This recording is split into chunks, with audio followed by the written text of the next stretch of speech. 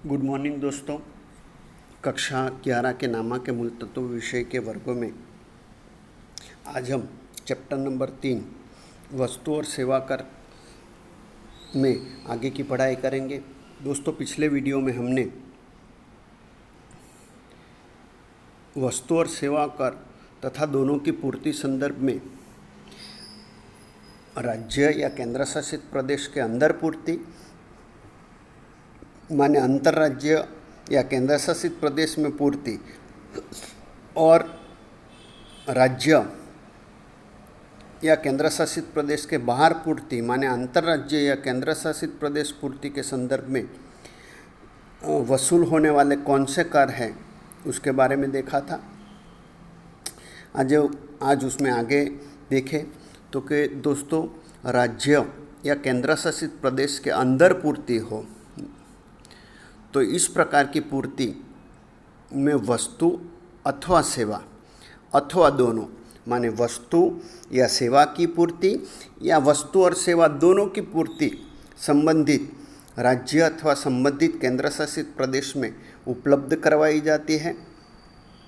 इन स्थिति में दो प्रकार के कर लागू होंगे दोस्तों, या दो प्रकार के कर वसूल किए जाएंगे। यदि राज्य में पूर्ति हुई हो तो पहला केंद्रीय वस्तु और सेवा का कर, जिसे संक्षिप्त में CGST माने केंद्रीय वस्तु कहा जाएगा, और दूसरा राज्य वस्तु और सेवाओं का कर, संक्षेप में SGST माने राज्य वसेक लागू होगा।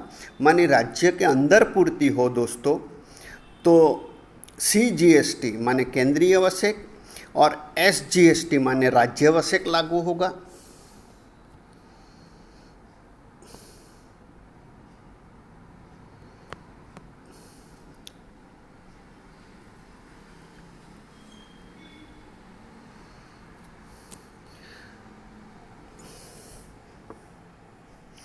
और दोस्तों, इसी प्रकार केंद्र शासित प्रदेश में पूर्ति हुई हो तो उसके लिए केंद्रीय वसेक माने CGST और केंद्र शासित वसेक माने UTGST लागू होगा।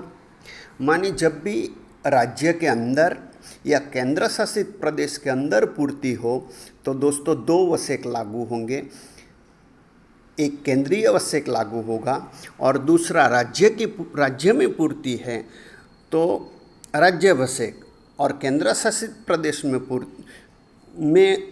पूर्ति है तो केंद्र शासित वसेक लागू होगा। दोस्तों, उदाहरण के तौर पर जो है देखें तो अहमदाबाद के व्यापारी द्वारा 10,000 के माल का राजकोट के व्यापारी को विक्रय किया गया तो दोस्तों ये राज्य के अंदर पूर्ति हुई। अहमदाबाद गुजरात राज्य का शहर है और राजकोट भी गुजरात राज्य का शहर है, तो राज्य के अंदर पूर्ति हुई तो यहाँ 10,000 का माल अहमदाबाद के व्यापारी ने राजकोट के व्यापारी को बेचा है। वसेक का कुल दर 12% है, तो इस स्थिति में दोस्तों 10,000 का 12% से 1200 वसेक होगा, टोटल वसेक 1200 होगा। तो जिसमें 12% में से 10,000 के 6% के दर से 600 केंद्रीय वसेक माने CGST केंद्र वसूल लेगी माने केंद्र सरकार को मिलेगा, जबकि 10,000 का 6% 600 रुपये वसेक राज्य सरकार को मिलेगा, माने वो राज्य वसेक हुआ वो राज्य सरकार लेगी। अगर दोस्तों ये व्यवहार चंडीगढ़ केंद्र शासित प्रदेश में होता तो इस स्थिति में 6% से 600 रुपये CGST वसूल किया जाएगा और 6% की दर से 600 केंद्र शासित प्रदेश वसेक माने UTGST वसूल होगा। दोस्तों, जब एक ही राज्य या केंद्र शासित प्रदेश के अंदर वस्तु अथवा सेवाओं अथवा दोनों माने वस्तु और सेवा दोनों उपलब्ध कराई जाए तब वसेक की रकम केंद्रीय वसेक और राज्य या केंद्र शासित प्रदेश वसेक के रूप में केंद्र और राज्य या केंद्र शासित प्रदेश के बीच समान भाग में बांटी जाती है। माने राज्य के अंदर ही या केंद्र शासित प्रदेश में ही पूर्ति हो दोस्तों, तो टोटल जितना वसेक होगा उसमें से आधा वसेक केंद्र सरकार को प्राप्त होगा और आधा वसेक राज्य या केंद्र शासित प्रदेश को प्राप्त होगा।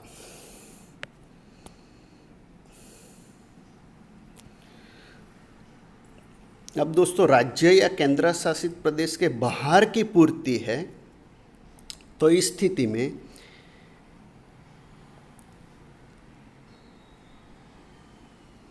पूर्ति में वस्तु अथवा सेवाओं अथवा दोनों की पूर्ति अपने राज्य या केंद्र शासित प्रदेश के बाहर उपलब्ध करवाई जाती है।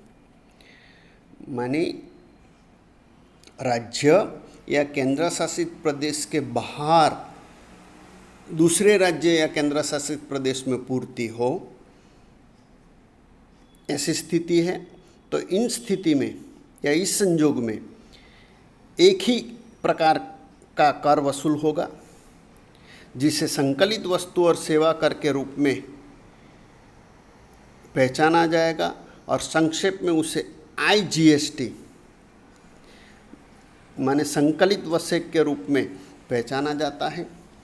जैसे कि दोस्तों अहमदाबाद का व्यापारी 10,000 का माल जयपुर के व्यापारी को 12% वसेक से बेच रहा है, तो ये अहमदाबाद गुजरात राज्य का शहर है, जबकि जयपुर राजस्थान राज्य का शहर है।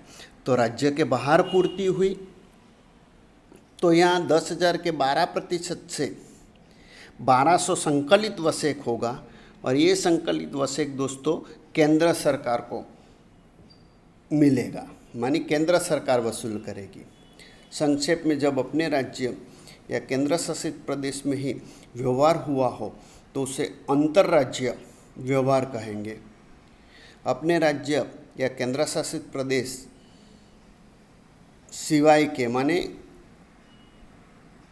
अपने राज्य या केंद्र शासित प्रदेश के अलावा के राज्य या केंद्र शासित प्रदेश के बीच के व्यवहार को अंतर्राज्य व्यवहार कहेंगे।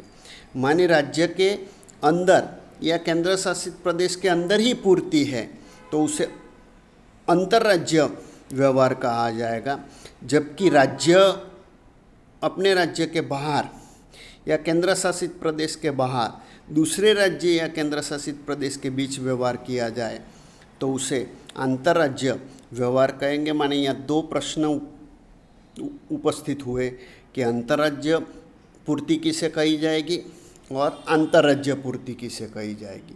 तो कि राज्य या केंद्र शासित प्रदेश के अंदर पूर्ति है तो अंतर्राज्य, और राज्य या केंद्र शासित प्रदेश के बाहर पूर्ति है तो उसे अंतर्राज्य पूर्ति कहा जाएगा।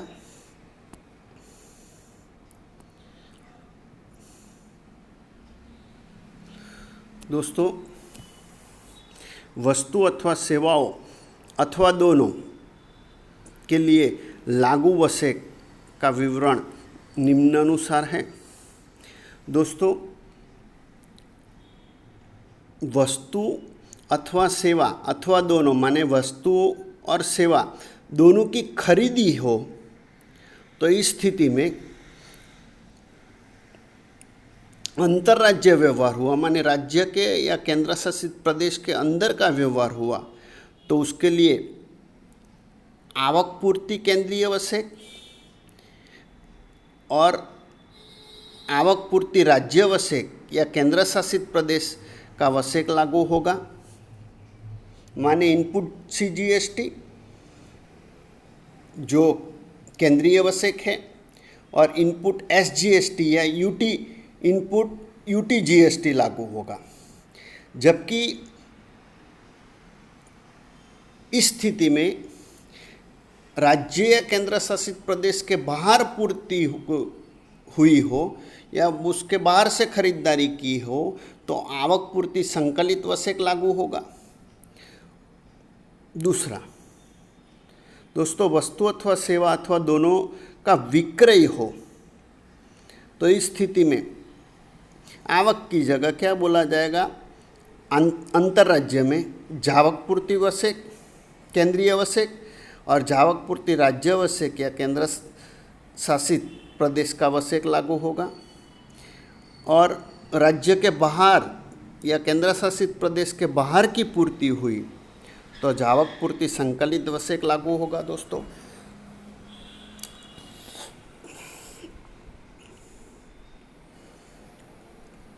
दोस्तों यहाँ ध्यान रखने वाली टिप्पणी दी गई है कि अब बाद के सभी पाठों में, माने आगे के सभी चैप्टर में वसेक के संदर्भ में ऊपर दर्शाए अनुसार शब्द प्रयोग किए जाएंगे। माने यहाँ ऊपर आवक पूर्ति केंद्रीय वसेक, आवक पूर्ति राज्य वसेक या आवक पूर्ति संकलित वसेक या जावक पूर्ति संकलित वसेक, ऐसे शब्द ऊपर जो दिए गए हैं उन शब्दों का उपयोग होगा। इसलिए इन बातों का ध्यानपूर्वक अभ्यास करना है। दोस्तों इसमें पहला, राज्य के अंदर होने वाली पूर्ति के लिए CGST के साथ SGST लागू होगा और केंद्र शासित प्रदेश के अंदर होने वाले पूर्ति व्यवहार के लिए CGST के साथ UTGST लागू होगा, माने केंद्र शासित प्रदेश का वसेक लागू होगा। और संबंधित राज्य के केंद्र शासित प्रदेश का अन्य राज्य या केंद्र शासित प्रदेश के साथ पूर्ति है तो IGST लागू होगा। दोस्तों आगे वसेक के लाभ देखें तो सबसे पहला लाभ है एक ही कर। दोस्तों सन 2017 में GST लागू होने से एक ही पूरे देश में एक ही समान कर लागू हुआ है। केंद्र सरकार और राज्य सरकार के विविध परोक्ष कर के स्थान पर एक ही कर की व्यवस्था उपस्थित की जाती है, माने एक ही कर लागू हुआ। दूसरा, सरल कर व्यवस्था। दोस्तों विविध प्रकार के परोक्ष कर को रद्द करने से कर व्यवस्था सरल बनती है। दोस्तों तो GST से विविध प्रकार के जो परोक्ष कर थे वो रद्द करके एक ही कर लागू कर दिया गया है, इसलिए कर व्यवस्था भी सरल हुई है।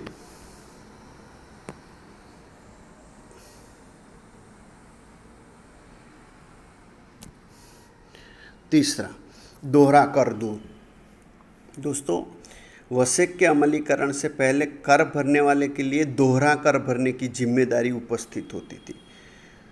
तो GST लागू होने से, माने वसेक लागू होने से, ये दोहरी जो जिम्मेदारी कर भरने की थी वो दूर हो चुकी है। चौथा, भाव में कमी का लाभ। दोस्तों उपभोक्ता के लिए वस्तु और सेवाओं के भाव में कमी आती है, माने ये व्यवस्था के कारण चीज़ों की या सेवाओं की जो कीमत है उसमें कमी आई है, जिसका लाभ उपभोक्ताओं को प्राप्त होगा। पांचवा, समान कर। दोस्तों एक देश एक कर लागू हुआ है वसेक द्वारा, तो समग्र देश में समान कर की व्यवस्था निर्मित हुई है। छठा, कर चोरी में कमी। दोस्तों जो भी GST की पूरी कर व्यवस्था है उस पूरी व्यवस्था के कारण पारदर्शिता स्थापित हुई है और उसके कारण कर चोरी में कमी हुई है। सातवां, वसेक वापसी जमा। दोस्तों खरीदी पर चुकाया वसेक बिक्री पर भुगतान पात्र वसेक में से मजरे मिलता है, माने उतना वापस मिलता है, या उसमें से खरीदी के वक्त जो वसेक चुकाया गया हो वो बिक्री के वसेक के वक्त खरीदी के वसेक में से बिक्री का वसेक घटा दिया जाए। तो इसलिए शुद्ध रकम ही भरनी होगी। तो माने 2 बार टैक्स नहीं देना होता है। 8वां, अर्थतंत्र में उपयोगी। दोस्तों, पूरी जो अर्थव्यवस्था है उसे ठोस बनाने के लिए, उसकी मजबूताई के लिए वसेक उपयोगी है या लाभप्रद है। 9वां, समान प्रादेशिक विकास। दोस्तों, सभी राज्यों में समान कर व्यवस्था लागू होने से सभी राज्यों का समान विकास होता है। इस कारण से प्रदेश प्रदेश के बीच की जो असमानता है वो कम होगी। 10वां,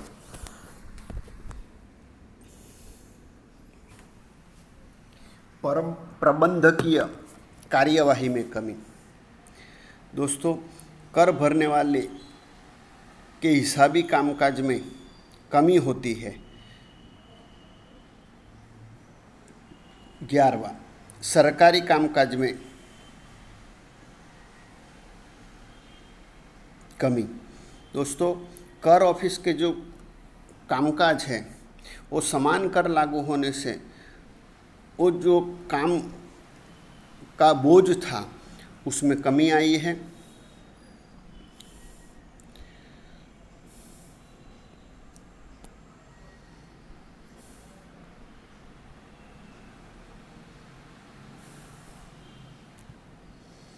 5वां, वस्तु और सेवा कर का दर।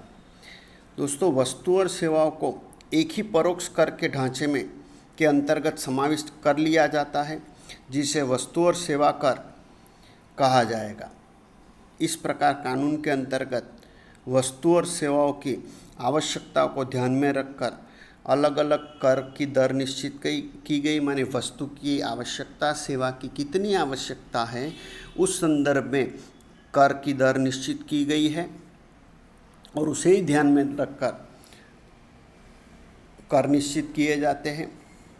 मूलभूत आवश्यकताओं से महोत्सव की सुविधाओं तक की वस्तु और सेवाओं के संदर्भ में अलग अलग दर निश्चित की जाती है। मूलभूत आवश्यकताओं के रूप में होती है जिन वस्तुओं, उसमें 0% दर से 28% तक दर का समावेश होता। माने जितनी आवश्यकता ज़्यादा उतना कर कम, और उससे ज़्यादा से ज़्यादा कर 28% तक है। दोस्तों, राज्यवार और राज्य के अंदर वस्तुओं की पूर्ति के संदर्भ में जो कर निश्चित हुए थे वो निम्नानुसार है। दोस्तों, अंतर्राज्य माने 2 राज्य अथवा तो केंद्र शासित प्रदेशों की बीच पूर्ति। तो इस स्थिति में परिशिष्ट 1 में बताई गई चीज़ों पर 5%, 2 के लिए 12%, परिशिष्ट 3 के लिए 18%, 4 के लिए 28%, परिशिष्ट 5 में दर्शाई गई चीज़ या सेवा के लिए 3% और परिशिष्ट 6 के लिए 0.25% की दर से संकलित वसेक माने IGST लागू होता है। जबकि अंतर्राज्य माने राज्य के अंदर या केंद्र शासित प्रदेश में ही आंतरिक पूर्ति हो, तो इस स्थिति में दोस्तों 2 वसेक लागू होंगे, केंद्रीय वसेक और राज्य वसेक। माने केंद्रीय वसेक केंद्र सरकार को जाएगा और राज्य वसेक राज्य सरकार को प्राप्त होगा। तो इस स्थिति में दोस्तों परिशिष्ट 1 के लिए 2.5%, 2 के लिए 2.5%। तो दोस्तों यहाँ देखें तो सेंट्रल जो माने संकलित वसेक था वो जितने प्रतिशत है उसके 2 हिस्से यहाँ हो रहे हैं। माने आधा हिस्सा केंद्रीय वसेक का होगा और आधा हिस्सा राज्य वसेक का होगा। दोस्तों, यहाँ टिप्पणी देख ले तो विशिष्ट वस्तुओं के संदर्भ में IGST का दर 0.25% से लेकर 3% तक रखा गया है। माने 0.25% और 3% रखा गया। सेवाओं के लिखे मुख्यतः 4 भाग है, जिसमें 5%, 12%, 18% और 28% कर लागू हो रहा है। दोस्तों, ये जो जीएसटी के दर है उसमें समयांतर मानी आवश्यकता अनुसार परिवर्तन होने की परिस्थिति उपस्थित हो सकती है। इसलिए पुस्तक में लिखने के समय वर्तमान दर ध्यान में लिया। मानी ये जब किताब तैयार हुई तब जो दर थे वो यहाँ बताए गए हैं, लेकिन उसके बाद दोस्तों जीएसटी के दर में बदलाव भी हुए हैं। माने 2017 के बाद 3 सालों में जीएसटी के दर चीज़ और वस्तु या सेवा के संदर्भ में उसमें कमी या वृद्धि हो सकती है और हुई भी है। दोस्तों, अब वसेक के जो शब्द हैं, पारिभाषिक शब्द, माने उसका हिंदी और अंग्रेजी अर्थ जो दिए गए हैं वो आपको 2-3 बार किताब में से पढ़ लेना है।